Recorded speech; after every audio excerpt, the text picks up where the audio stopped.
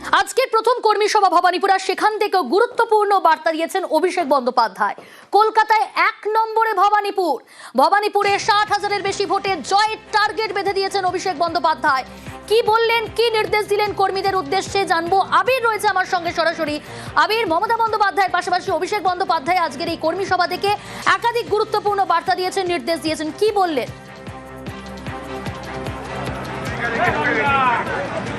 প্রথমত তিনি উল্লেখ করেছেন যে 231টা বুথে যেগুলোতে লিড রয়েছে সেখানে লিডের পরিমাণ বৃদ্ধি করতে হবে অন্তত 5টা করে ভোটে। ভবানীপুরের ক্ষেত্রে জয়ের ব্যবধান যেন 60,000-এর বেশি হয়, কলকাতার মধ্যে প্রথম ভবানীপুরকে হতে হবে।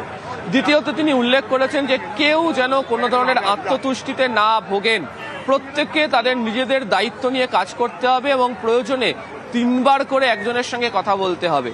তৃতীয়ত তিনি বুথ সভাপতিদের বলেছেন যে কাউন্সিলরদের ফোনের অপেক্ষায় বসে থাকবেন না, আপনারা লোকের বাড়িতে যান, বাড়িতে গিয়ে চা খান, বাজারে যান, দোকানে যান, জনবহুল জায়গাতে যান, মানুষ কি বলছেন তাদের কথা শুনুন, তাদের যদি কোনো ধরনের অসুবিধা হয় সেই অসুবিধাকে সমাধান করার জন্য আপনারা নিজেরা এগিয়ে আসুন। তৃতীয়ত তিনি উল্লেখ করেছেন যে কেন্দ্রীয় বঞ্চনার বিষয়, রাজ্য যে লক্ষ্মীর ভাণ্ডার দেয় ও বিজেপি শাসিত রাজ্যে বিজেপি সেটা দেয় না।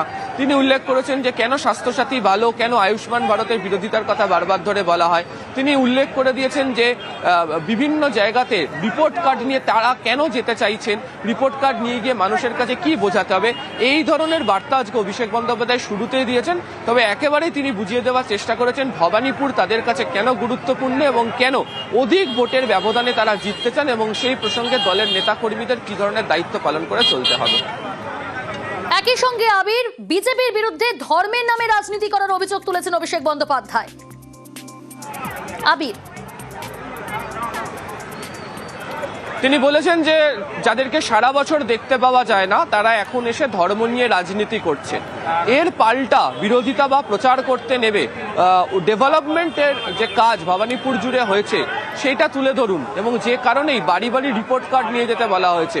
গোটা রাজ্য জুড়ে যে কাজ, ভবানীপুরের জন্য যে কাজ হয়েছে সেই কাজ মানুষের কাছে নিয়ে গিয়ে প্রচার করাটা কেন গুরুত্বপূর্ণ সেটাও তিনি আজকে তার বক্তব্যের মধ্যে দিয়ে বুঝিয়ে দিয়েছেন দলের নেতাকর্মীদের।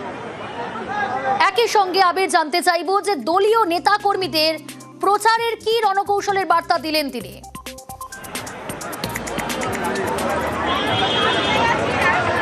দেখো, এই প্রচারের রণকৌশল গত বৃহস্পতিবারই স্থির করে দেওয়া হয়েছিল। আজকে শুধুমাত্র বুঝিয়ে দেওয়া হয়েছে যে যারা প্রচার করবেন অর্থাৎ কাউন্সিলর থেকে বুথ সভাপতি তারা নম্রভাবে মানুষের কাছে যাবেন, ভবানীপুর জুড়ে যে কাজ হয়েছে সেই কাজের ফিরিস্তি তারা মানুষের কাছে তুলে ধরবেন, অর্থাৎ রিপোর্ট কার্ড তারা তুলে নিয়ে জানাবেন। যে সমস্ত জায়গাগুলোতে বিজেপি শাসিত রাজ্যগুলোর তুলনায় বাংলা অনেকটা এগিয়ে রয়েছে সেই বক্তব্যের কথা বারবার ধরে তারা মানুষের কাছে বলবেন এবং প্রয়োজনে তারা 3 বার করে যান, 10 বার করে যান, কিন্তু মানুষের কাছে যান এবং মানুষের কাছে গিয়ে বারবার করে এটাকে বুঝিয়ে দিন কেন প্রয়োজনীয়তা রয়েছে তৃণমূল কংগ্রেসের এবং কেন তারা মানুষের কাছে ভোট চাইছে, তার জন্য তারা কি কি কাজ করেছে সেই বার্তা ওই দিনকে বুঝিয়ে দিয়েছেন তিনি। বেশ।